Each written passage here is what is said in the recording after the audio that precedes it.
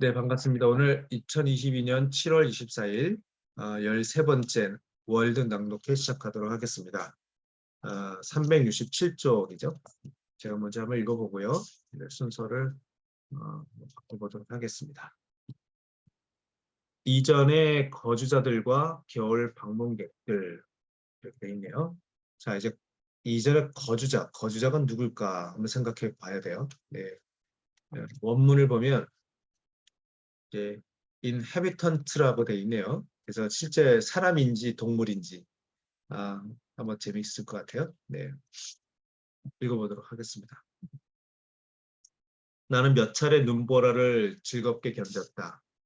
밖에는 해가 지면 어김없이 울던 올빼미마저 조용한 가운데 눈발이 이리저리 사납게 휘날렸지만 나는 난로가에서 겨울밤을 유쾌하게 보냈다.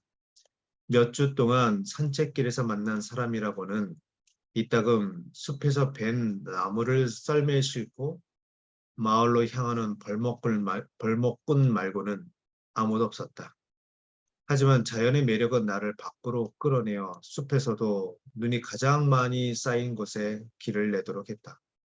눈을 밟고 지나가면 바람이 내 뒤로 떡갈나무 잎을 떨어뜨렸고 내 발자국에 앉은 가랑잎은 햇빛을 흡수하여 눈을 녹였다. 그래서 내가 발을 딛기에 알맞은 마른 바닥에 생겨났고 밤에는 그 자국들이 검은 띠를 이루어 길잡이 역할을 했다. 사람들과의 나는 이전에 교제를 나는 전에 이 숲에 살았던 주민들을 떠올리는 것으로 대신했다. 사람을 얘기하네요. 368쪽 넘어갑니다.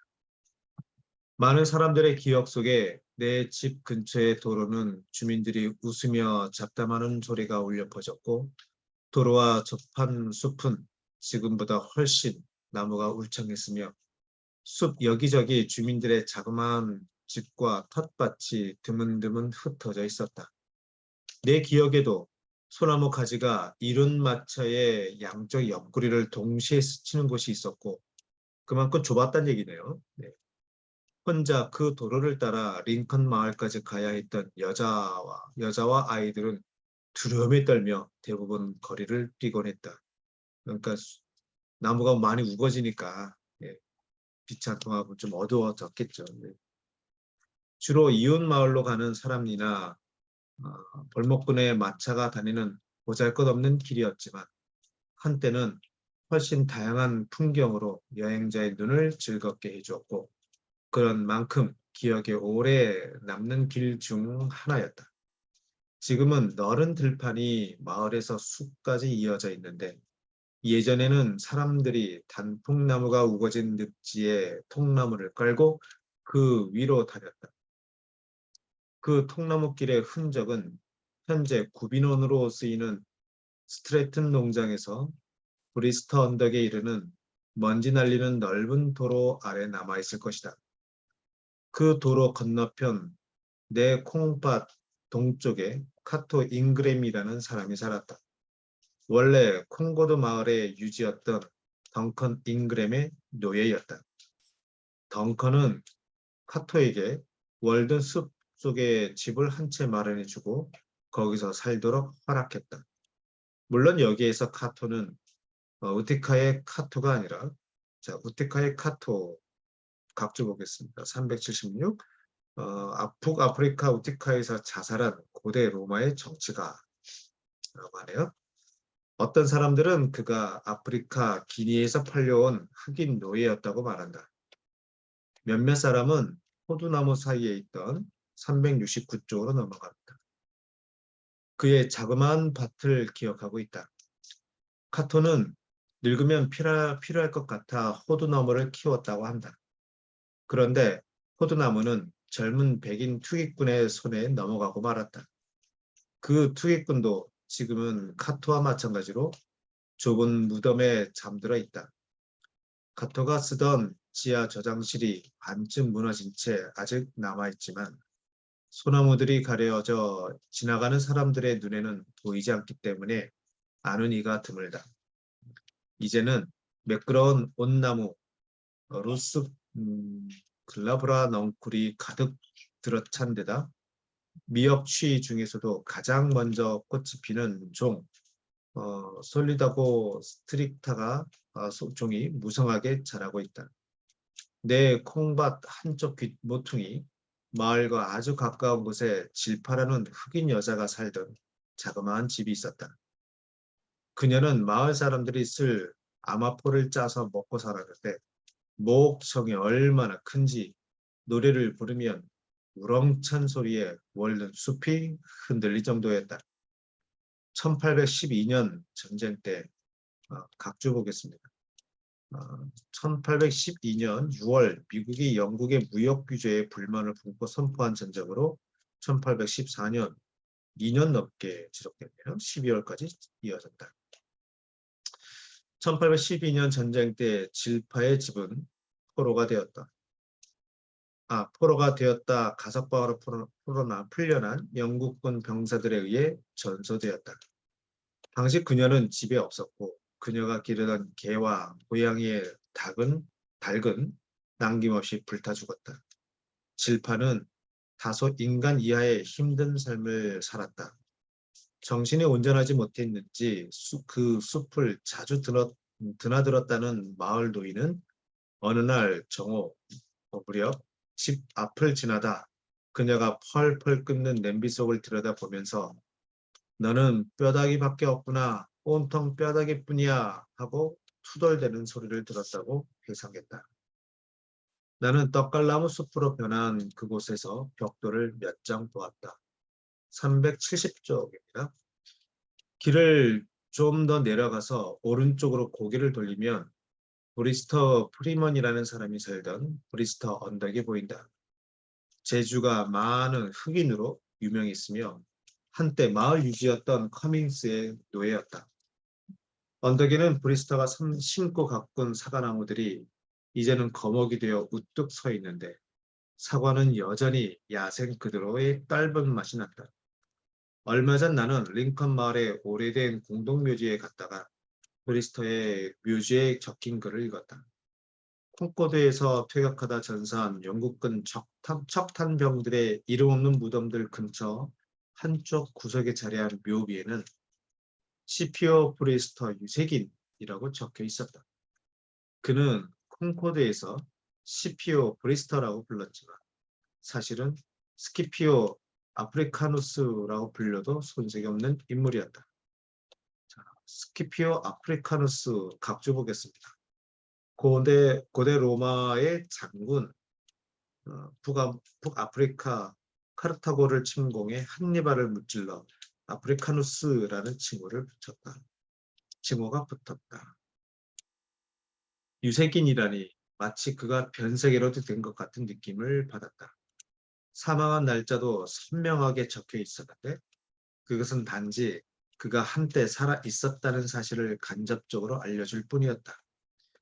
브리스터는 펜다라는 자상한 아내와 함께 살았다. 사람들의 운수를 점치는 점쟁이인 펜다는 점괘를 늘 좋은 쪽으로 풀이해 주었다.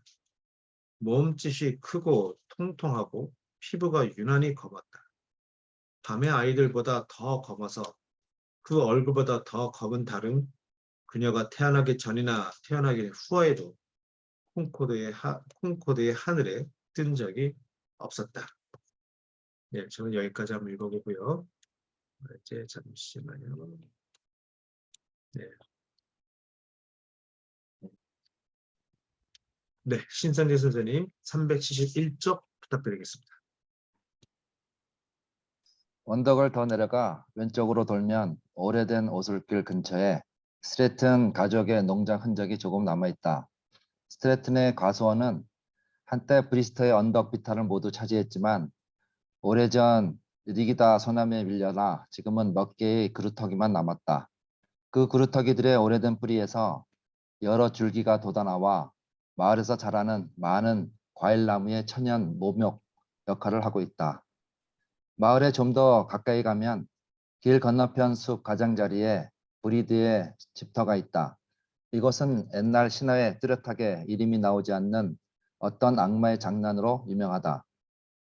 이 악마는 우리 뉴 잉글랜드의 삶에서 오랫동안 놀라우면서도 두려운 역할을 했고 그 때문에 그의 행적은 신화에 나오는 어떤 인물 못지않게 기록할 만한 가치가 있다. 그것은 처음에 친구나 일꾼으로 가장하여 찾아오고 마지막에는 재산을 송두리째 빼앗거나 온 가족을 죽이기도 한다. 바로 뉴 잉글랜드 럼주다. 각주에 보시면 17에서 18세기에 뉴 잉글랜드에는 럼주 양주장이 많았고 럼주로 인한 알코올 중독자도 많았다. 당시 금주 운동가들은 럼주를 악마라고 불렀다라고 합니다.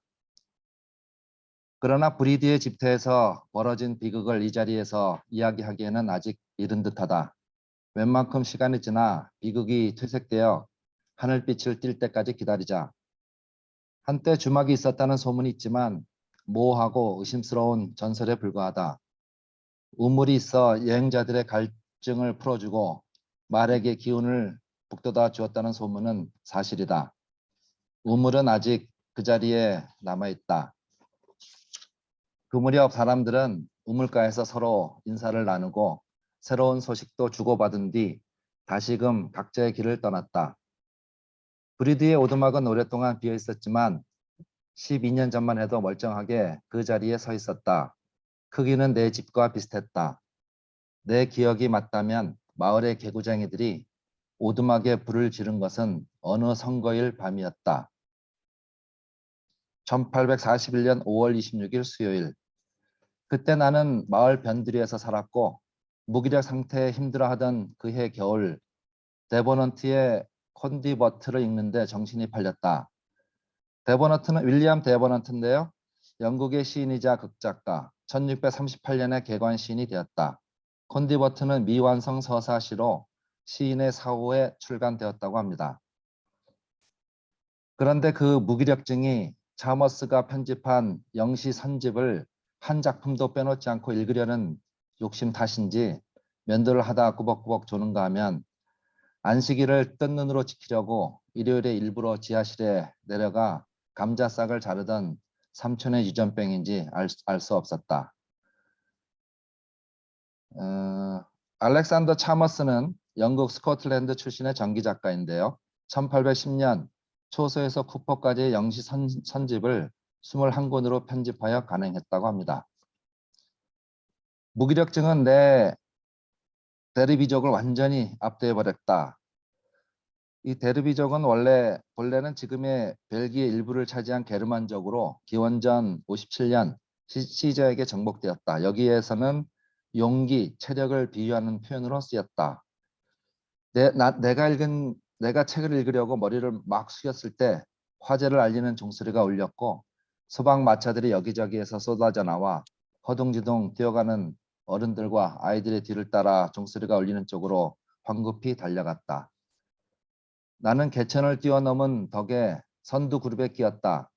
우리는 숲을 지나 훨씬 남쪽에 있는 창고나 상점이나 주택 또는 마을 전체가 불타는 줄 알았다. 전에도 그쪽에서 몇 차례 불이 났었기 때문이다. 그런데 누군가 베이컨의 헛간이다 라고 소리쳤다. 그러자 다른 사람이 코드 먼저 내야 라고 받아쳤다. 그때 지붕이 내려앉은 듯 새로운 불길이 숲 위로 솟아올랐다. 우리는 일제히 콩코드 주민 여러분 불을 끌어 갑시다라고 외쳤다. 마차들이 사람들을 빼곡히 싣고 무서운 속도로 달려갔다. 아무리 멀더라도 화재 현장에 직접 가봐야 하는 보험회사 직원도 타고 있었을 것이다. 이따금 소방마차가 뒤에서 종을 딸랑딸랑 울리며 달려왔다. 그리고 나중에 사람들이 쑥덕거려서 알았는데 맨 뒤에 따라온 무리는 불을 지르고 경보를 울린 녀석들이었다. 우리는 그렇게 진정한 이상주의자처럼 감각기관이 제시하는 증거를 모두 무시한 채 불이 난 곳을 향해 계속 달렸다. 이윽고 길 모퉁이를 돌자 불꽃이 탁탁 튀는 소리가 들렸고 돌담을 넘어 밀려오는 열기도 온몸으로 느낄 수 있었다. 화재 현장에 도착한 것을 실감하는 순간이었다. 그런데 막상 현장을 코앞에 두자 우리의 열의는 사그라들었다. 처음에는 개구리 연못에 물을 퍼다 부으려고 했다. 하지만 불이 너무 크게 번져서 소용없을 것 같아 그냥 몽땅 타도록 내버려 두기로 했다. 그래서 우리는 소방마차를 에워싸고 서로 밀치면서 손나팔로 각자의 생각을 전하기도 하고 낮은 목소리로 베스컴 상점의 화재를 비롯하여 세상에 알려진 대형 화재에 대해 수군거렸다. 베스컴 상점은 콩코드에 있는 상점으로 1828년 5월 3일 전소되었다고 합니다. 또 우리가 소화용 물통을 끌고 현장에 때맞추어 도착했다면, 그리고 개구리 연못이 가까이 있고 물이 충분했다면 온 인류가 멸망할 때 일어난다는 대화재도 홍수로 바꾸어 놓을 수 있을 거라는 말을 은밀히 주고받기도 했다. 소화용 물통은 19세기 미국에서 사용하던 소화용 손수레를 말한다. 당시에는 이를 물통이라고 불렀다. 우리는 결국 아무 짓도 하지 않고 현장에서 철수하여 각자 잠자리에 들거나 콘디버트로 돌아갔다. 그런데 콘디버트에 대해 말하자면, 나는 서문에서 재치는 영혼의 화약이라는 말과 관련된, 하지만 인디언들이 화약을 모르듯 사람들 대부분은 재치가 무엇인지 모른다는 구절을 건너뛰고 싶었다. 여기까지 네, 읽겠습니다. 네, 맞습니다. 이제 374쪽, 예, 374쪽에 이튿날부터 시작하는 문단이네요. 김춘희 선생님 괜찮으세요? 네.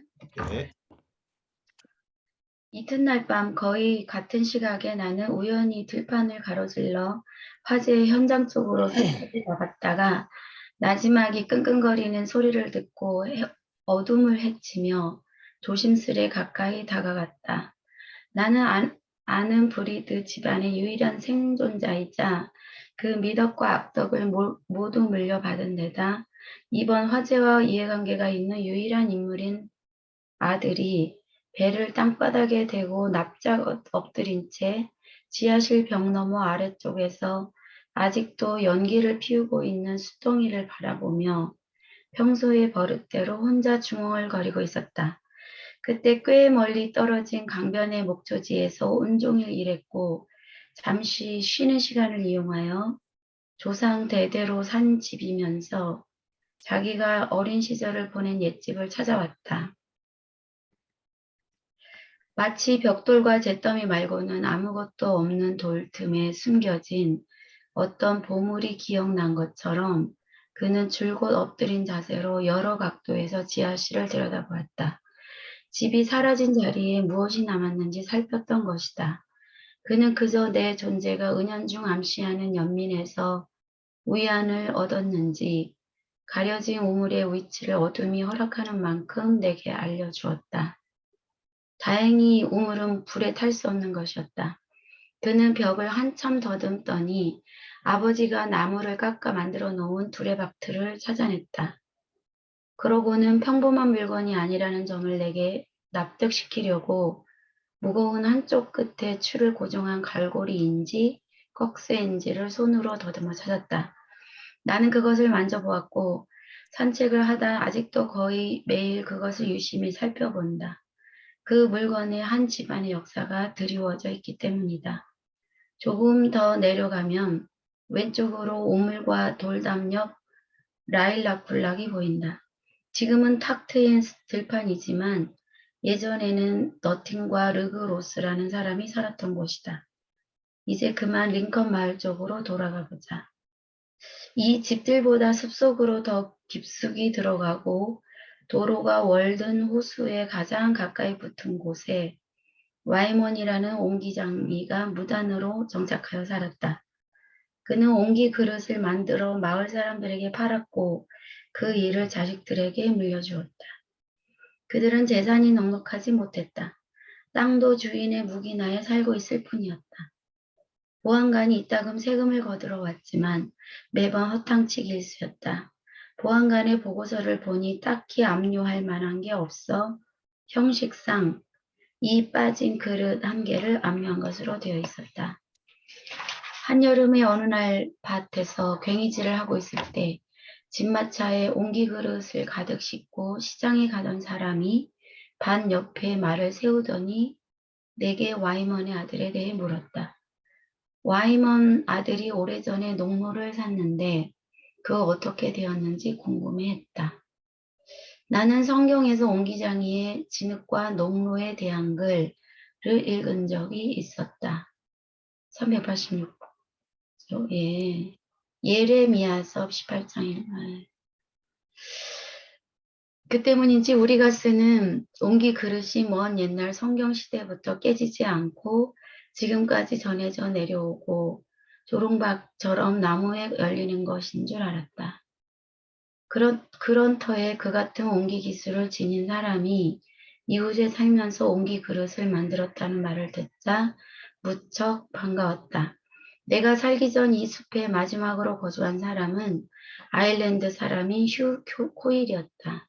이름 철자가 코일 모양인 그는 와이먼의 집에 살았다. 코일 모양은 휴 코일의 코일과 발음이 유사한 코일을 입힌 일종의 말장난이다.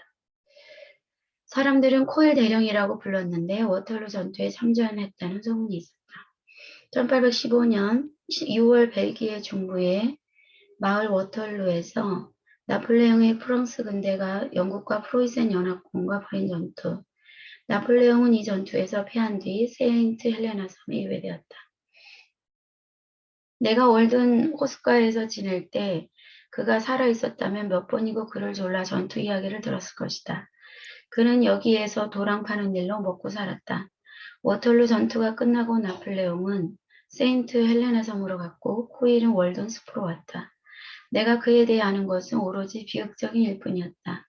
그는 세상 경험이 많아서인지 예의 바른 사람이었고 말투도 보통 사람이 듣기 불편할 만큼 정중했다.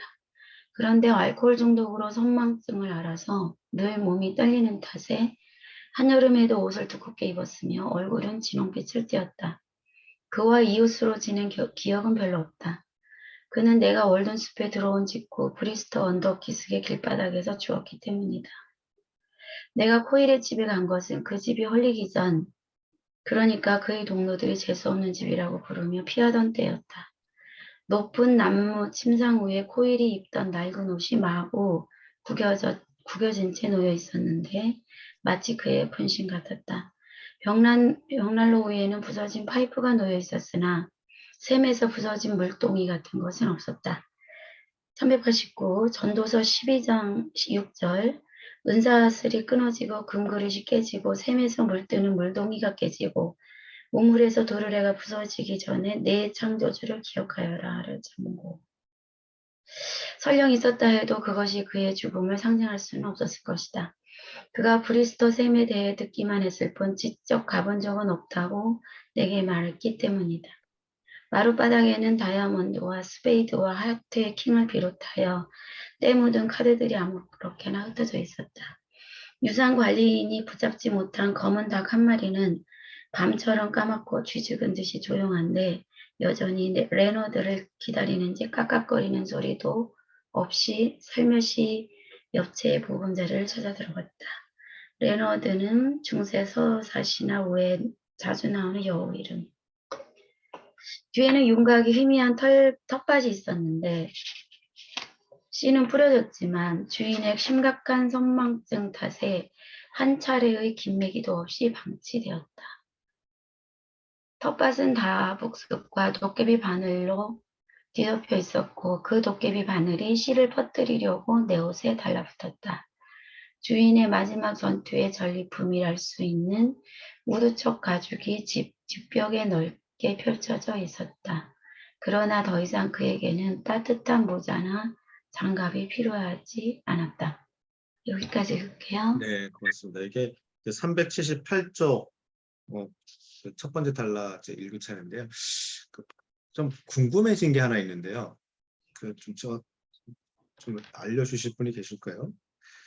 이전에 거주자들과 교를 방문한 요 글이 월든에 살아있을 때의 경험을 얘기하는 걸까요? 아니면 월든에 사기 이전에 경험을 쓴 것일까요?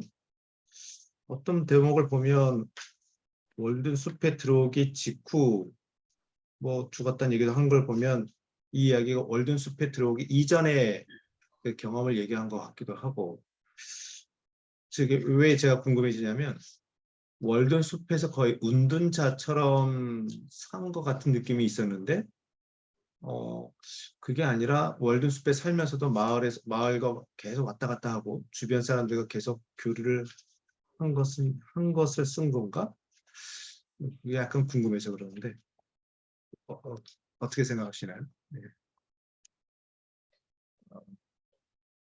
그게 좀 궁금했어요. 그래서 한번 계속 읽어볼게요. 네.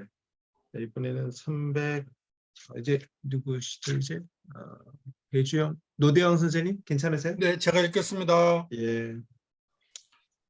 378쪽. 네. 지금은 땅이 움푹 내려앉은 흔적과 그 아래 지하실을 만드느라 쌓아놓은 돌덩이만 한때 이곳이 집이 있었다는 사실을 알려줄 뿐이다. 집터의 양지바른 풀밭에는 딸기와 나무 딸기와 골무 딸기가 자라고 개암나무와 온나무 덤불이 자그마한 숲을 이루었다. 굴뚝이 있던 구석진 곳은 르기다 소나무와 옹이진 떡갈나무가 차지하고 섬돌에 놓였던 법한 문간 옆에는 검은 자작나무 한 그루가 바람에 흔들리며 달콤한 향기를 내뿜고 있다. 한때 샘물이 흘러나오던 곳에 우물의 흔적이 있지만 이제 눈물 한 방울 흘리지 못하는 마른 풀뿐이다. 어쩌면 마지막으로 살던 사람들이 떠나면서 훗날 다시 찾아올 것을 대비하여 그때까지 발견되지 않도록 우물을 평평한 돌로 덮고 그 위에 떼장을 씌워 감추어 두었을 수도 있다. 우물을 덮다니 얼마나 가슴이 아팠을까. 우물을 덮으면서 눈물샘이 고였으리라. 버려진 여우굴, 오래된 구멍 같은 이 지하실은 한때 인간 삶의 동료와 부사람을 간직한 곳이다. 사람들은 이곳에서 어떤 형식과 언어로는 운명과 자유의지와 절대적 예지에 대한 토론을 벌였을 것이다. 예, 주를 보면은요, 존 밀턴의 신라권 2권 560평에서 인용한 것입니다. 그러나 내가 그들이 내린 결론에 대해 알 수 있는 것은 카토와 브리스터가 사람들을 속였다라는 것뿐이다. 이는 한층 더 유명한 철학파들의 역사만큼이나 교훈적이다. 출입문과 상인방과 문턱이 모두 없어지고 한 세대가 지났는데도 라일락은 봄마다 향기로운 꽃을 피우고 생각에 잠겨 길을 걷던 나그네는 무심코 그 꽃을 꺾는다. 예전에 아이들이 앞마당 빈터에 심고 갖고 올 라일락이 이제는 외딴 목초지와 돌담 옆에 우두커니 선 채 새롭게 들어선 숲에 자리를 내주어야 할 처지가 되었다. 라일락은 이 집안의 마지막 혈통이자 유일한 생존자인 셈이다. 피부가 가무잡잡한 이 집 아이들은 앞마당에 응달진 곳에 라일락을 심고 날마다 물을 주었을 것이다. 하지만 쌍눈이 달랑 2개뿐이던 작고 연약한 라일락이 뿌리를 내리고 가지를 뻗어 그들보다 더 오래 살 뿐 아니라 라일락의 그늘을 들이우던 집을 비롯하여 텃밭과 과수원보다 더 오래 남을 줄은 생각도 못했을 테고 자기들이 어른이 되고 세상을 떠난 지 반세기가 지난 뒤에도 라일락이 첫 번째 맞은 봄에 그랬듯 아름다운 꽃을 피우고 달콤한 향기를 풍기며 어느 외로운 방랑자에게 그들의 이야기를 전해주게 되리라고는 상상하지 못했을 것이다. 나는 숲에서 살며 처음 맞은 봄에 그랬던 것처럼 여전히 부드럽고 우아하고 생기 넘치는 라일락의 빛깔을 감회에 젖은 눈으로 바라본다. 그런데 콩고드는 지금도 그 땅을 굳건히 지키는 반면 이 작은 마을은 왜 몰락하고 말았을까? 콩고드보다 더 성장할 가능성이 높았는데 말이다. 자연의 혜택을 입지 못한 탓일까? 물의 혜택을 활용하지 못해서일까? 맞다. 수심이 깊은 월드노스와 시원한 브리스터샘을 통해 건강에 좋은 물을 실컷 마실 특권이 주어졌건만 이곳 주민들은 그 물을 올바로 활용하지 않고 오로지 술을 부드럽게 회식하는 데만 이용했다. 그들은 술이라면 사족을 못 쓰는 사람들이었다. 바구니와 깔개를 짜고 마구간형 빗자루를 만들고 옥수수를 말리고 아마씨를 잡고 옹기 그릇을 빚으며 황무지를 장미꽃처럼 환하게 꽃피우면서 번성할 수는 없었을까? 그렇게 함으로써 수많은 후손이 조상의 땅을 대대로 물려받게 할 수는 없었다는 말인가? 차라리 땅이 척박했다면 적어도 저지대처럼 타락한 삶을 살지 않았을 것이다. 안타깝다. 이곳에 살았던 사람들을 추억한다고 해서 경치의 아름다움에 무슨 보탬이 되겠는가? 어쩌면 자연은 내가 이 작은 마을의 첫 거주자가 되고 지난 봄에 지은 내 집이 여기에서 가장 오래된 집이 되도록 처음부터 다시 시작할지도 모른다. 내 집이 서 있는 자리에 다른 사람이 집을 지은 적이 있는지 모르겠다. 나는 고대 도시가 있던 곳에 세워진 도시는 피하고 싶다. 그런 도시의 건축은 몰락의 잔해로 지어졌을 테고 정원은 공동묘지였을 것이다. 그 흙은 그곳에서 저주받고 하얗게 바랬겠지만 그러기 전에 지구 자체가 멸망하리라. 나는 그런 회상으로 이 숲에 다시 사람들을 살게 했고 스스로를 달래며 편히 잠들었다. 네, 네, 여기까지 하겠습니다. 네, 수고하셨습니다. 380쪽의 맨 밑에 단락이네요. 배주영 선생님 괜찮으세요? 네. 네, 부탁드리겠습니다. 이 계절에는 나를 찾아오는 손님이 드물었다. 눈이 높이 쌓이면 한두 주일 동안은 내 집 근처에 사람 그림자도 얼씬거리지 않았다. 나는 내 집에서 들쥐처럼 눈더미에 파묻혀 아무것도 먹지 못하고 오랫동안 견뎠다는 소와 닭처럼 우리 주에 서튼읍에 처음 정착한 이주자 가족처럼 아늑하고 편안하게 겨울을 지냈다. 1717년 대폭설로 그 이주자의 오두막이 눈에 완전히 파묻혔을 때 가장은 집에 없었는데 어느 인디언이 굴뚝 연기로 생긴 구멍을 통해 가족을 발견하여 무사히 구출했다고 한다. 그러나 나를 걱정하는 그런 친절한 인디언은 없었다. 집주인인 내가 집에 있었기 때문에 없어도 괜찮았다. 대폭설, 듣기만 해도 얼마나 신나는 말인가. 폭설이 내리면 농부들은 말을 끌고 숲이나 늪에 갈 수 없으므로 별 수 없이 집 앞에 그늘을 들이우는 나무를 베어 불을 피워야 했다. 쌓인 눈이 더 단단하게 얼어붙으면 늪지에 있는 나무를 베어야 했고 이듬해 봄에 그 자리에 가면 나무들이 땅으로부터 3m 높이쯤 잘려나간 것을 확인할 수 있었다. 눈이 꽤 높이 쌓였을 때 큰 길에서 내 집에 이르는 800m 정도 되는 길을 걸으면 발자국이 간격이 넓은 구불구불한 점선으로 나타났다. 날씨가 평온한 일주일 동안 나는 눈에 찍힌 발자국을 컴퍼스로 잰 듯 정확하게 밟으며 똑같은 걸음수와 보폭으로 그 길을 오갔다.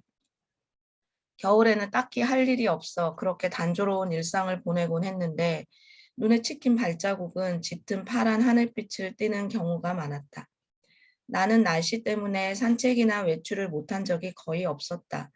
눈이 아무리 높이 쌓여도 너도 밤나무나 노란 자작나무 또는 오래전부터 알고 지낸 소나무와의 약속을 지키려고 눈밭을 헤치며 13에서 16km를 걸었다.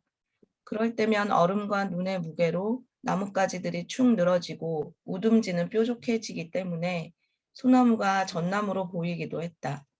눈이 60cm 높이로 쌓였던 날 가장 높은 언덕 꼭대기에 올라갔는데 걸음을 옮길 때마다 또 다른 형태의 눈보라를 뒤집어 썼다. 사냥꾼마저 겨울 야영지로 피신할 만큼 폭설이 내렸을 때는 두 손을 허우적거리고 무릎을 엉금엉금 기면서 나아가기도 했다. 어느 날 환한 대낮에 나는 아메리카 올빼미 스트릭스 네불로사 한 마리가 백송나무 아래쪽 죽은 가지에서 줄기 쪽으로 바싹 붙어 앉은 모습을 즐거운 마음으로 지켜보았다. 나와 올빼미의 거리가 5m도 채 되지 않았다. 내가 움직여 발에 눈이 밟혀서 뽀드득 소리가 났을 때 녀석은 그 소리만 듣고 내 모습은 분명히 보지 못했다. 내가 좀 더 큰 소리를 내자 목을 길게 빼고 목덜미에 깃털을 세우며 눈을 크게 떴다. 하지만 그것도 잠시 눈꺼풀이 금세 내려가면서 꾸벅꾸벅 졸기 시작했다. 고양이의 날개 달린 형제랄 수 있는 녀석이 고양이처럼 눈을 반쯤 뜨고 앉아있는 모습을 30분쯤 지켜보고 있으니 나 또한 졸음을 느꼈다.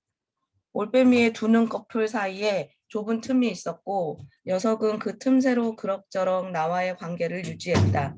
그렇게 녀석은 반쯤 감은 눈으로 꿈나라에서 밖을 내다보며 자기 시야를 가로막는 내 정체를 알려 애쓰고 있었다. 녀석의 눈에 나는 희미한 물체나 티끌로 비쳤을 것이다. 내가 좀 더 소리를 크게 내고 가까이 다가가자 꿈이 방해받는 것에 짜증이 난 듯 나뭇가지에 앉은 채 불안한 자세로 느릿느릿 몸을 움직였다. 그러다 마침내 날아올라 소나무 사이를 빠져나갔다. 활짝 펼친 날개의 폭이 예상외로 넓었지만 날개짓 소리는 조금도 들리지 않았다.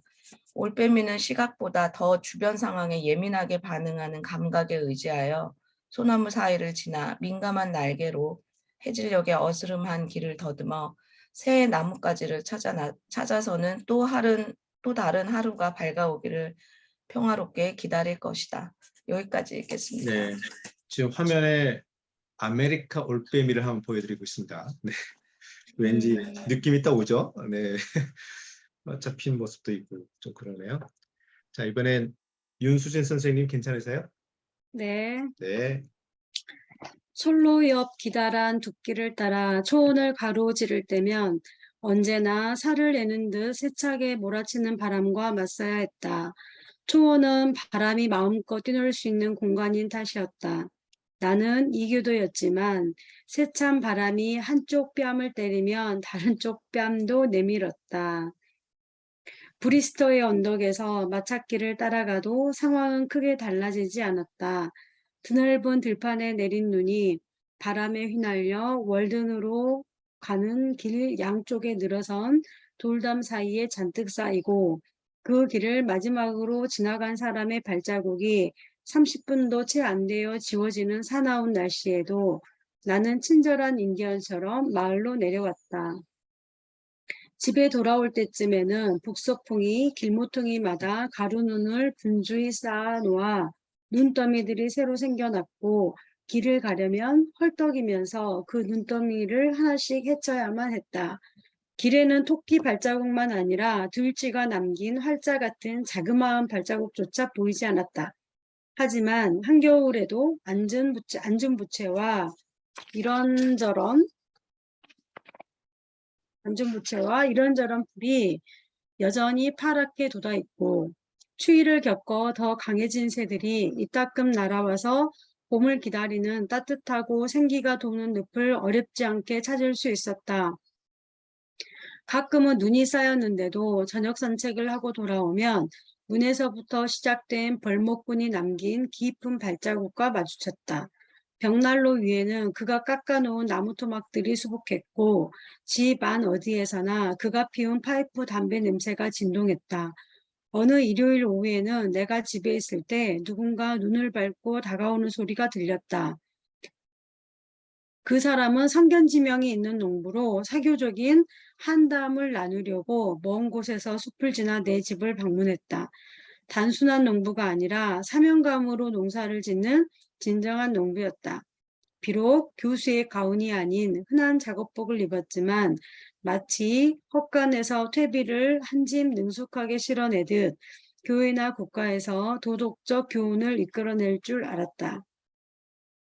그와 나는 온몸에 신경이 곤두설 만큼 추운 날 사람들이 커다란 모닥불을 피워놓고 맑은 정신으로 둘러앉아 담소를 나누던 투박하고 소박한 시절에 대해 이야기했다.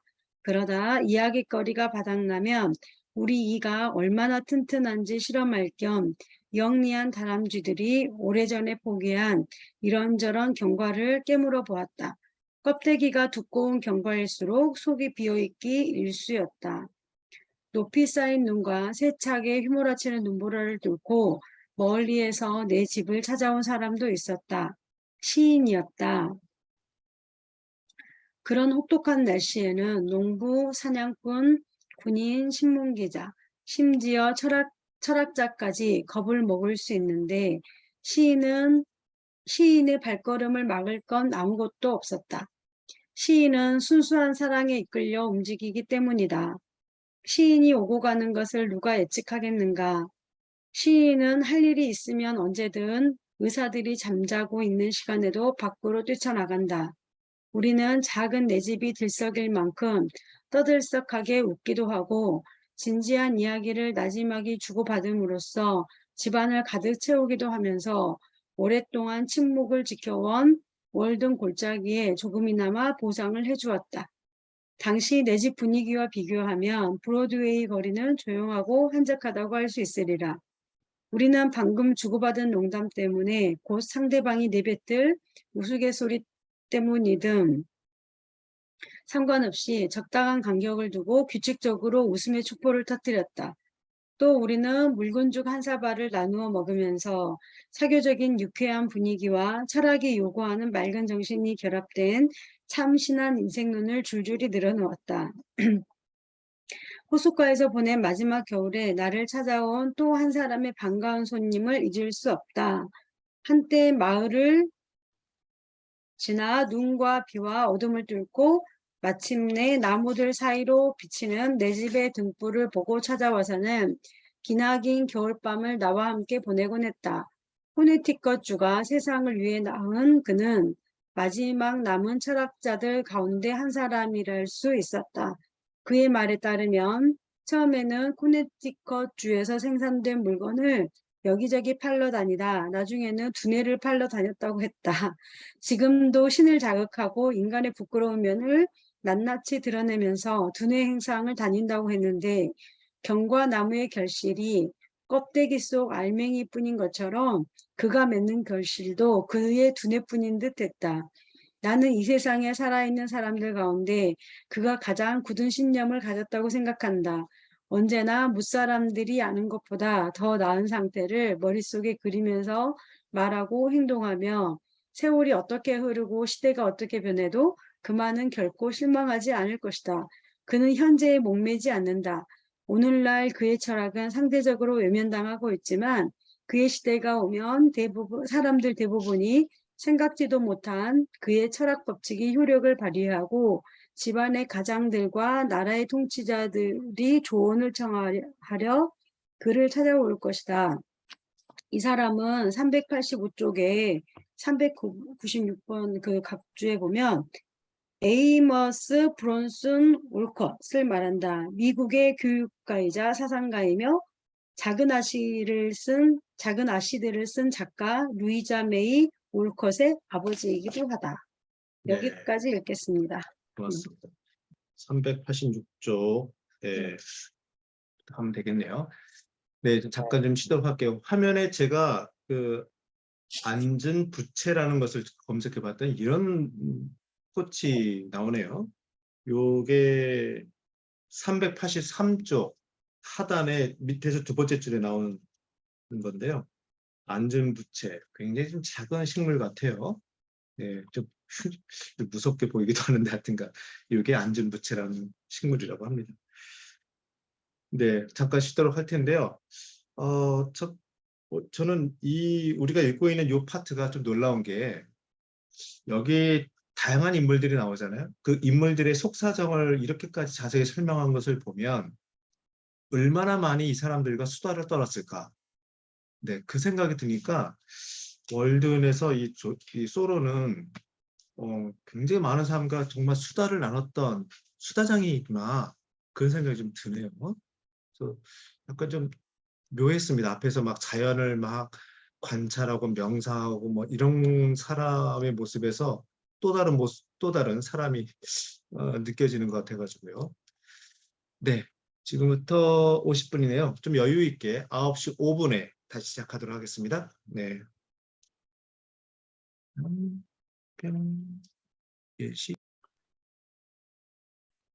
내게 주어진 밤이 이 신성한 시간에 내 성체를 깜짝 놀라게 하는 의도가 대체 무엇이냐?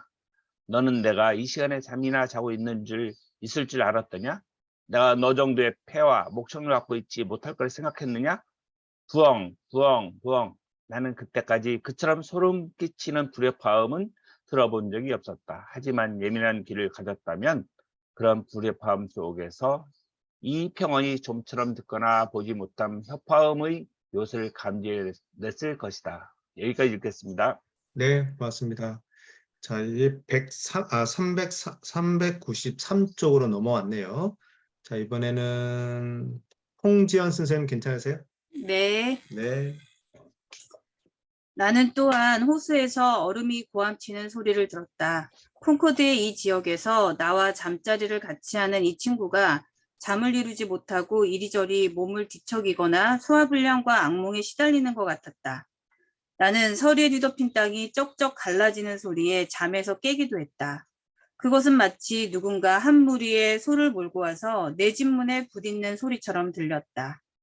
아침에 일어나 보면 땅이 400m 길이에 8mm의 폭으로 갈라져 있는 것을 발견했다. 때때로 달 밝은 밤에 여우들이 자고새나 이런저런 먹잇감을 찾아 눈 덮인 숲속을 어슬렁거리면서 들깨처럼 사납고 포악하게 울어대는 소리가 들렸다.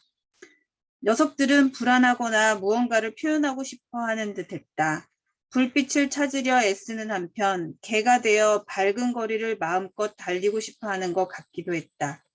오랜 세월이 지나고 보면 인류처럼 동물들에게서도 점차 문명이 싹터 발전하게 되지 않을까?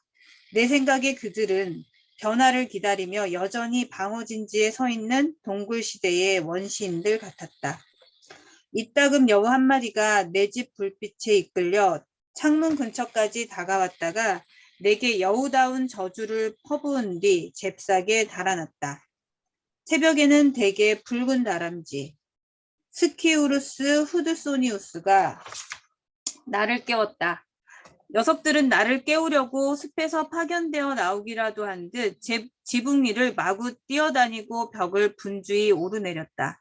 나는 겨울 동안 문 옆에 쌓인 눈 위에 덜 여문 채 거둔 옥수수를 밤 부실쯤 던져두고는 그 밑에 현혹된 여러 동물들의 다양한 행동을 지켜보며 즐거운 시간을 보냈다.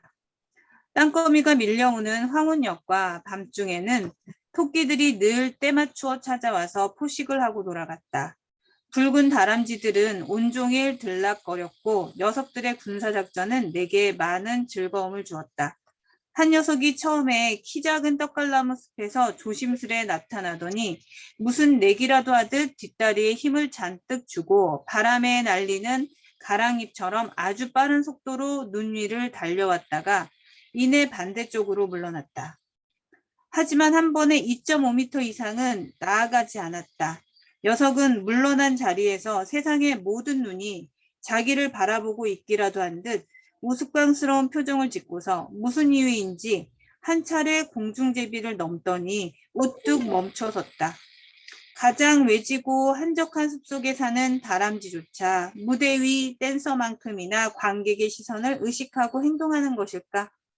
녀석은 내 쪽으로 걸어오는데 걸리는 시간보다 제자리에서 주위를 경계하며 머뭇거리느라 더 많은 시간을 보냈다. 나는 그때까지 다람쥐가 걷는 모습도 제대로 본 적이 없었다.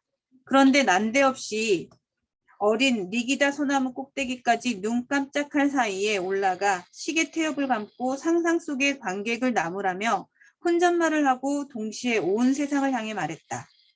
나로서는 알 수 없는 혹은 다람쥐 자신도 모르는 이유 때문이었을 것이다. 마침내 녀석은 옥수수가 놓인 곳으로 다가와 적당한 옥수수 자루를 하나 고르고는 올 때와 똑같이 삼각형을 그리듯 이리 뛰고 저리 뛰다가 창문 앞에 장작더미 위로 올라와서 내 얼굴을 빤히 바라보았다. 몇 시간 동안 그 자리에 앉아서 가끔 새 옥수수 자루를 가져다 처음에는 개걸스럽게 갉아먹다가 반쯤 남은 속대를 내버리곤 했다. 결국은 입맛 까다롭게 굴며 알갱이만 조금 빼먹고는 옥수수 속대를 가지고 놀았다. 장작 위에서 한쪽 앞발로 자루를 붙잡고 있다 방심하는 바람에 땅바닥으로 떨어뜨렸을 때는 어리둥절한 표정을 지으며 잠자코 내려다보았다. 옥수수 자루가 살아서 도망쳤다고 생각하는 눈치였는데 녀석은 내려가서 다시 주어야 할지 포기하고 새로 가져와야 할지 그도 아니면 그만 그곳을 떠나야 할지 선뜻 결정하지 못한 채 망설이는 모양새였다. 지금 옥수수를 생각하는가 하면 또 바람결에 실려온 소식을 듣기 위해 귀를 쫑긋 세웠다. 그렇게 이 작고 염치 없는 녀석은 오전 내내 많은 양의 옥수수를 축냈다. 마침내 녀석이 제 몸보다 훨씬 크고 통통한 옥수수 자루를 하나 골라잡고는 마치 들소를 입에 물고 유유히 사라지는 호랑이같이 능숙하게 균형을 잡으며 숲으로 떠났다. 올 때처럼 갈짓자를 그리며 걷다가 자주 걸음을 멈추었고 옥수수 자루가 너무 무거운지 걸핏하면 땅바닥에 떨어뜨렸다. 녀석은 옥수수 자루를 수직과 수평의 중간쯤 되는 대각선 모양으로 눕혀서 질질 끌고 갔다. 어떻게든 목적지에 옮겨 놓고야 말겠다고 단단히 결심한 것 같았다. 유별나게 까불고 엉뚱한 녀석이었다. 그렇게 옥수수 자루를 사는 곳까지 내 집에서 200에서 250m쯤 떨어진 소나무 꼭대기까지 옮긴 게 분명했다. 나중에 나는 그 소나무 근처에서 사방으로 흩어져 있는 옥수수 속대들을 보았다. 여기까지 읽겠습니다. 네, 수고하셨습니다. 지금 화면에 제가 붉은 다람쥐, 요 말썽꾸러기, 예, 장난꾸러기 올려드렸어요. 예. 붉은 다람쥐. 그런 느낌이 탁 드네요, 또. 네. 자, 이번에는 유선옥 선생님 힘들다고 하시니까, 네. 박미영 선생님 괜찮으세요? 네, 네, 부탁드리겠습니다. 마침내 어치들이 모습을 드러냈다. 오래전부터 190m 떨어진 곳에서 귀에 거슬리는 울음소리가 조심스레 다가왔고, 이내 어치들이 나타나 눈에 띄지 않게 살며시 이 나무에서 저 나무로 날며 점점 가까이 다가와서는 다람쥐들이 떨어뜨린 옥수수 알갱이를 찾았다. 그런 다음 니기라 소나무 가지에 앉아 목구멍에 비해 너무 큰 알갱이를 서둘러 삼키려다 캑캑거렸다. 간신히 그것을 토해내고 부리로 쪼아 잘게 부수는 데는 좋기 1시간이 걸린다. 어치는 도둑이 분명하고 나는 녀석들을 그다지 좋아하지 않았다. 하지만 다람쥐는 처음에 수줍어 해도 마치 제 것을 가져가듯 당당하게 행동했다. 박새도 무리를 지어 날아왔다. 박새들은 다람쥐가 떨어뜨린 부스러기를 주워 가까운 나뭇가지로 날아가서는 발톱으로 움켜쥐고 나무 껍질 속에 벌레를 쪼듯 목구멍에 들어갈 만큼 부리로 잘게 부수었다.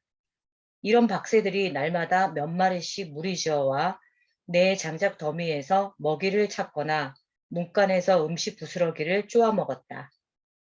녀석들은 풀잎에 맺힌 고드름이 서로 부딪힐 때처럼 희미하고 맑은 혓짤배기 소리로 울거나 경쾌하게 데이데이데이 하고 지저귀었다. 날씨가 봄처럼 화창한 날에는 여름에 그렇듯 숲 가장자리에서 피비하고 날카롭게 울기도 했다. 박새들은 나와 아주 친해졌다. 어느 날 내가 양팔로 앉은 장작더미 위에 한 녀석이 내려왔더니 겁도 없이 장작 하나를 쪼아댔다. 언젠가 마을 텃밭에서 괭이질을 하고 있을 때는 참새 한 마리가 내 어깨에 잠시 내려앉았다. 그때 나는 속으로 우쭐했다. 어떤 견장을 다뤄도 그런 기분을 느끼지 못했을 것이다. 다람쥐들 또한 나와 아주 친해졌는데 어쩌다 내 발이 녀석들의 지름길을 막고 있으면 아무렇지 않게 구두 위를 밟고 지나갈 정도였다. 아직 땅이 눈에 완전히 덮이지 않았을 때, 또 내 집 남쪽에 있는 언덕 비탈이나 장작더미 주위에 얼음이 녹기 시작하는 겨울의 끝자락에는 자고새가 아침 저녁으로 먹이를 찾아 숲에서 나왔다. 숲의 어느 쪽으로 걸어가든 놀란 자고새가 요란하게 날개를 퍼덕이며 날아오르면 나뭇잎과 나뭇가지에 쌓인 눈이 햇빛을 받아 금가루처럼 반짝이며 아래로 떨어졌다. 이 용감한 새는 겨울을 두려워하지 않았다. 이 새는 걸핏하면 눈더미 속에 파묻혔는데 때로는 공중을 날다가 부드러운 눈 속으로 곧장 돌진해서는 하루나 이틀쯤 숨어 지내기도 한다라고들 말한다. 나는 해질녘 숲에서 나와 넓은 들판에 있는 야생 사과나무의 눈을 쪼아 먹는 자고새들을 놀래곤 했다.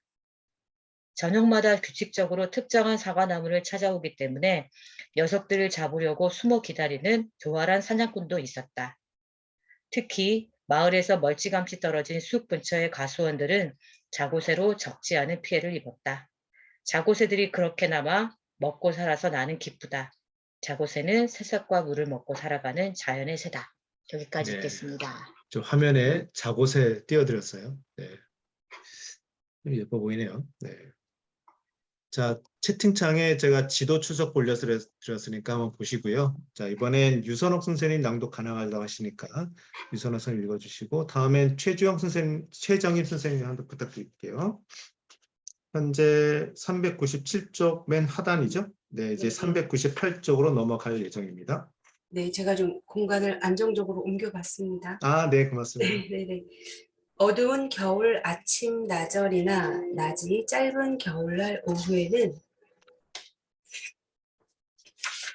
한 무리의 사냥개가 추적 본능을 뿌리치지 못하고 시끄럽게 짖으며 온 숲을 누비고 다니는 소리가 이따금 들렸다. 사냥용 나팔 소리도 간간히 들렸는데 이는 사냥꾼들이 그 뒤를 따라가고 있다는 증거였다. 요즘 들어 숲이 다시 시끄럽지만 호숫가 빈터로 뛰쳐나오는 여우는 아직 한 마리도 없다. 악타이온을 띠쫓는 악타이온이라 함은 그리스 신화에 나오는 사냥꾼입니다. 아르테미스가 목욕하는 장면을 훔쳐본 일로 저주를 받아 사슴으로 변했다가 자신의 사냥개들에게 물려 죽었습니다. 이 아카이온을 뒤쫓는 사냥개 무리도 눈에 띄지 않는다. 하지만 저녁 무렵이면 여우 꼬리 하나를 전리품처럼 썰매에 매달고 여관으로 돌아가는 사냥꾼들을 보게 될 것이다. 그들은 여우가 꽁꽁 언 돼지의 품 안에 잠자코 있는 한 안전하다고 밖에 나오더라도 일직선으로 곧장 달리면 발빠른 사냥개도 따라잡지 못한다고 말한다. 그런데 여우는 일단 추적자들을 멀찌감치 따돌리면 쉬기 위해 걸음을 멈추고서 그들이 다가올 때까지 귀를 기울인다. 그리고 다시 도망쳐 먼 길을 돌아서 사냥꾼들이 기다리고 있는 오랜 은신처로 향한다. 때때로 돌다미를 한참 달리다 한쪽으로 뛰어내려 멀리 달아나기도 한다. 녀석들은 물속에 들어가면 냄새가 지워진다는 사실을 아는 것 같다. 한 사냥꾼에게 이런 이야기를 들은 적이 있다. 어느 날 그는 사냥개에 쫓기던 여우가 월든 호수로 뛰어드는 것을 보았다. 호수는 얼었지만 얼음이 녹아 여기저기 얕은 웅덩이가 있었다. 여우는 몇몇 웅덩이를 건너더니 호숫가로 돌아와서 이내 사라졌다. 곧이어 사냥개들이 호숫가로 몰려왔지만 여우의 냄새를 놓치고 우왕좌왕했다. 가끔 사냥꾼 없이 사냥에 나섰던 사냥개들이 내 집 앞을 지나갔다. 녀석들은 내게 눈길조차 주지 않은 채 집 주위를 돌면서 미친 듯이 짖어댔다. 추적을 단념하도록 녀석들의 주위를 다른 데로 돌릴 방법은 없었다. 그렇게 사냥개들은 여우가 가장 최근에 남긴 흔적을 찾을 때까지 빙글빙글 돌았고 영리하게 보이는 녀석일수록 쉽게 단념하지 않았다. 어느 날 렉싱턴은 그 콩코드 동쪽에 있는 마을인데요. 웰든에서 10km쯤 떨어져 있다고 합니다. 한 남자가 내 집에 찾아와 자기 사냥개의 행방을 물었다. 덩치가 큰 만큼 발자국도 큰 그 개는 혼자서 사냥감을 쫓아다니느라 벌써 일주일 넘게 돌아오지 않고 있다고 했다. 그런데 내가 무슨 말을 해도 아무런 도움이 되지 않을 것 같았다. 내가 질문에 대답하려 할 때마다 남자는 내 말을 가로막고 이런 곳에서 뭘 하며 지내요? 라고 물었기 때문이다. 개 한 마리를 잃은 대신에 사람 하나를 찾았다고 생각하는 모양이었다. 월든의 물이 가장 따뜻할 때를 골라 1년에 한 차례씩 미역을 감으러 오는 늙은 사냥꾼이 있었다. 쌀쌀맞게 생긴 그는 호수에 올 때마다 내 집에 들르곤 했는데 한 번은 이런 이야기를 늘어놓았다. 오래전 어느 날 오후에 노인은 총을 들고 월든 숲으로 사냥을 나섰다. 그가 웨일랜드 길을 걷고 있을 때 사냥개들이 짖는 소리가 들렸다. 그 소리는 점점 가깝게 들렸고 얼마 뒤 돌담을 넘어오는 여우가 보였다. 여우는 길로 뛰어내렸다가 금세 맞은편 돌담을 넘어갔다. 노인은 재빨리 방아쇠를 당겼지만 여우를 맞히지 못했다. 잠시 늙은 사냥개 한 마리가 새끼 3마리를 데리고 뒤쫓아왔는데 주인 없이 자기들끼리 사냥을 하며 다시 숲속으로 사라졌다. 그날 오후 늦게 노인은 월든 호수 남쪽의 울창한 숲에서 쉬고 있다가 사냥개들이 컹컹 짖어대는 소리를 들었다. 멀리 떨어진 페어헤이븐 호수 쪽이었다. 낮에 본 개들이 아직 여우를 쫓고 있는 게 분명했다. 이윽고 개들이 다가오면서 짖는 소리가 숲 전체에 울려 퍼졌다. 소리는 웰메드 쪽에서 들려왔다가 금세 베이컨 농장 쪽으로 돌려왔다. 노인은 한동안 가만히 서서 점점 가까워지는 개 짖는 소리에 귀를 기울였다. 노인의 귀에는 그 소리가 음악처럼 감미로웠다. 그렇게 노인이 개 짖는 소리에 빠져 있을 때였다. 사라졌던 여우가 갑자기 나타났다. 녀석은 침착하면서 재빠른 동작으로 위험천만한 숲을 헤치고 나와 자기를 뒤쫓는 사냥개들을 따돌렸다. 그런 여우가 가엾은 듯 녀석이 지나갈 때마다 나뭇잎들이 바스락거려 발소리를 감추어 주었다.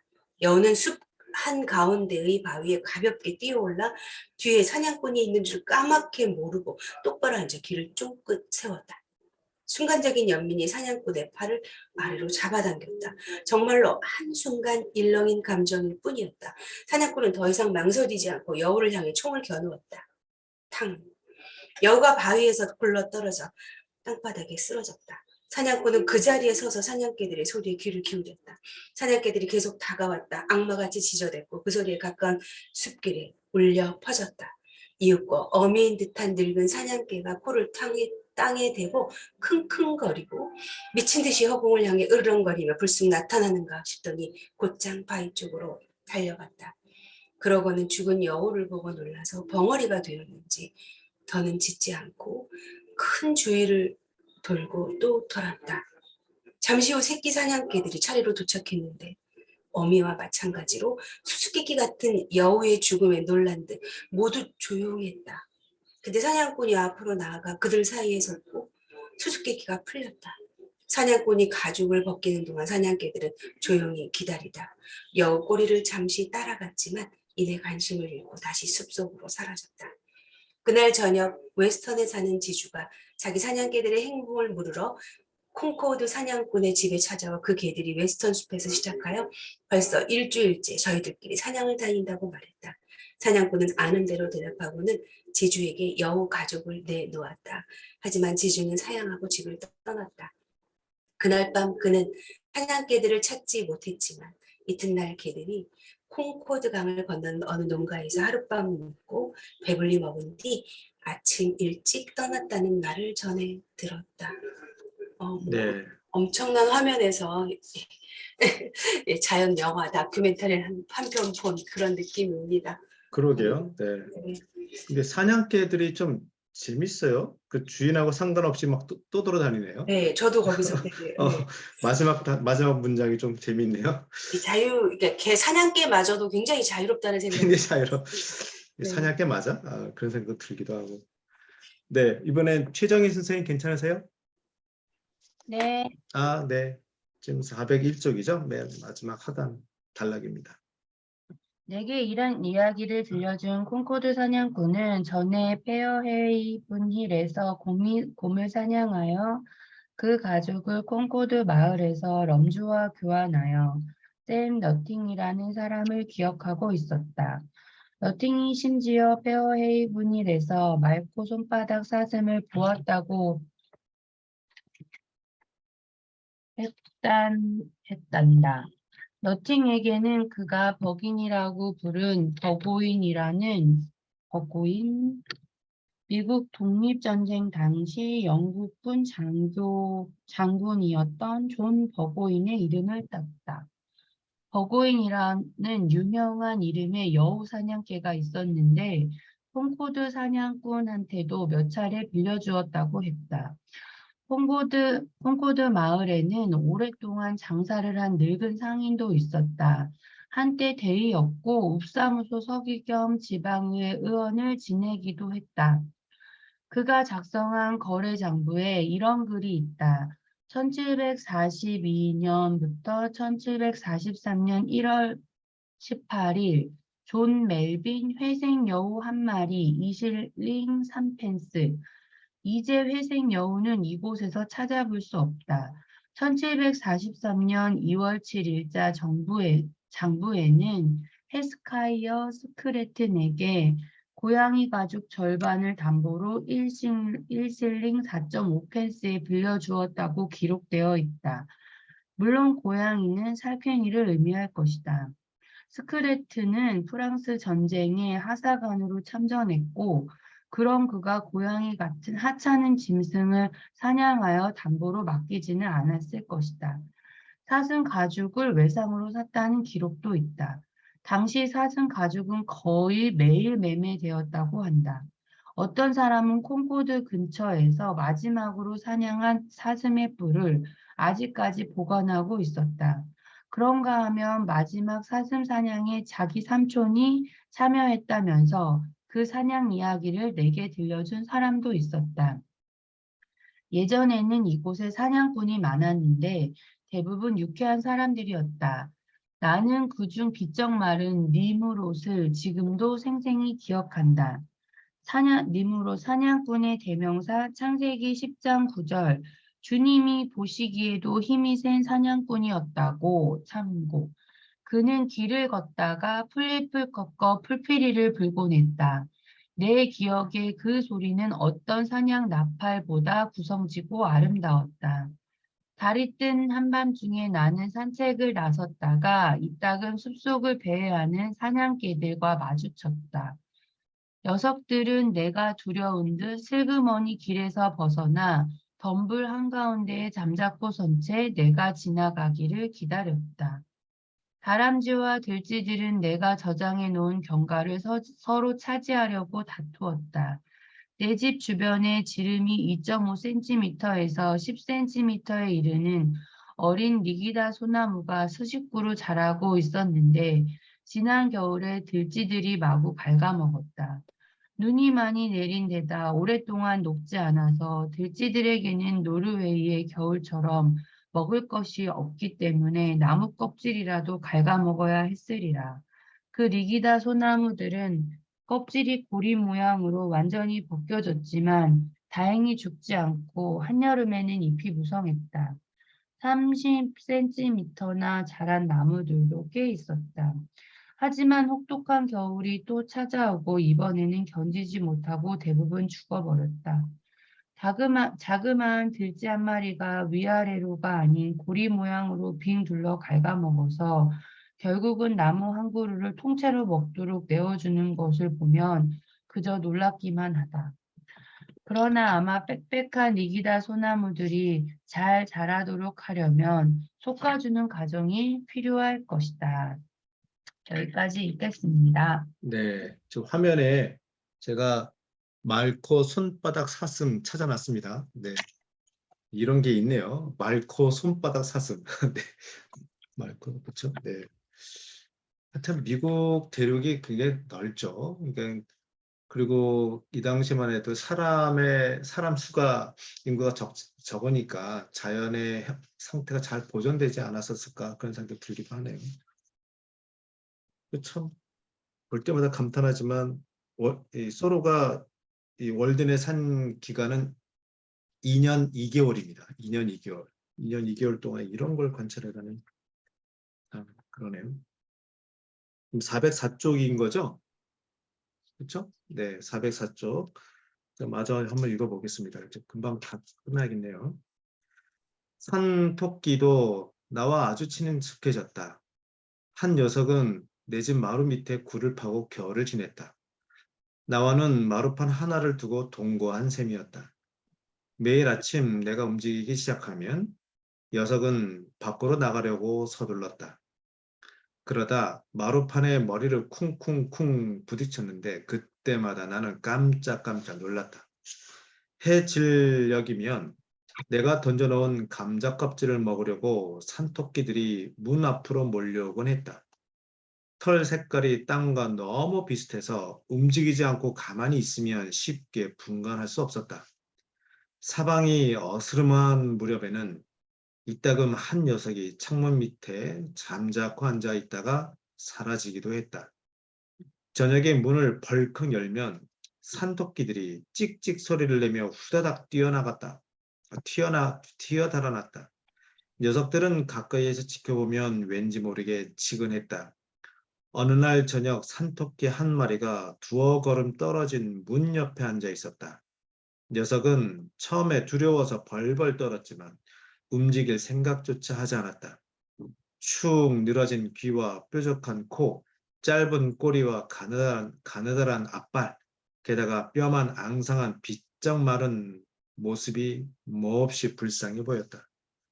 자연이 이제는 고귀한 혈통의 품종을 품을 만한 기력을 모두 소진한 것 같았다. 수종이라도 걸렸는지 커다란 눈은 여리고 병약해 보였다. 내가 한 걸음 바짝 다가가자 녀석은 몸과 네 다리를 우아하게 쭉 뻗으면서 용수틀처럼 탄력 있게 튀어올라 눈 위를 질주하여 이내 숲속으로 사라졌다. 야생의 자유로운 동물이 지닌 활기찬 생명력과 자연의 위험이 느껴졌다. 산토끼가 그렇게 날렵한 데는 이유가 있을 것이다. 그런 게 산토끼의 본성이 아닐까 싶다. 산토끼가 라틴어로 레푸스인데 일부 학자는 이것이 빠른 발이라는 뜻의 레비패스에서 유래했다고 주장한다. 산토끼와 자고새가 없다면 시골이라 할 수 있을까? 녀석들은 가장 소박하고 토속적인 동물이다.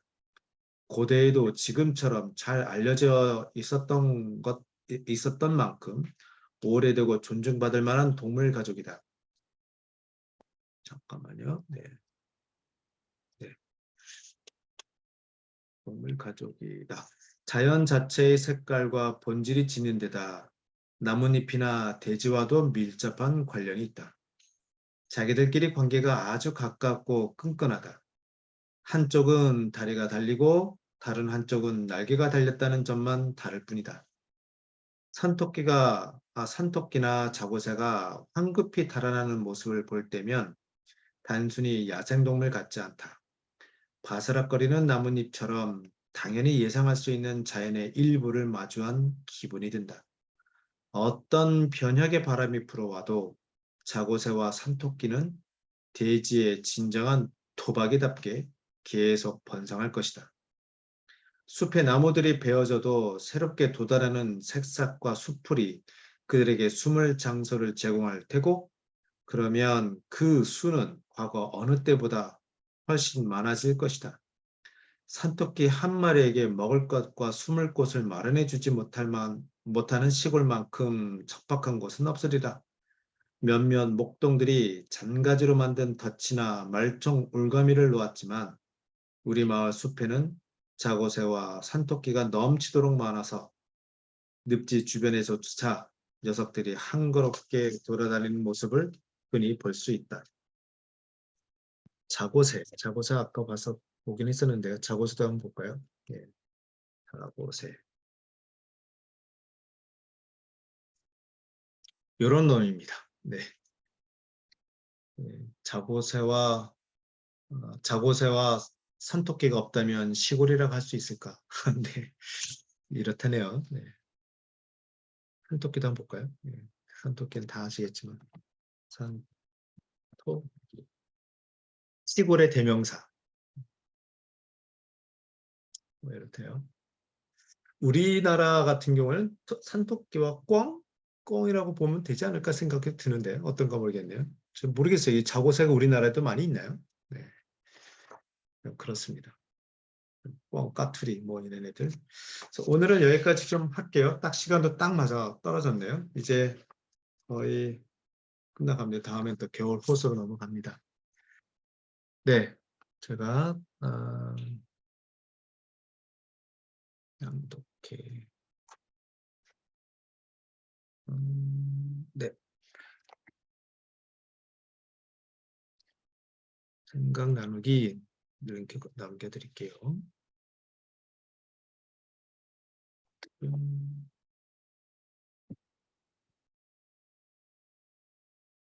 네, 오늘까지 정화비가 좀 오고 내일부터는 푹푹 찌는 무더위와 열대야가 시작된다고 합니다. 예, 몸 관리 좀 잘 하시고요. 오늘 하루 잘 마무리하시고 다음에 또 건강한 모습으로 뵙도록 하겠습니다. 수고하셨습니다. 네. 네, 감사합니다. 네. 일단 기록은 중지하고요.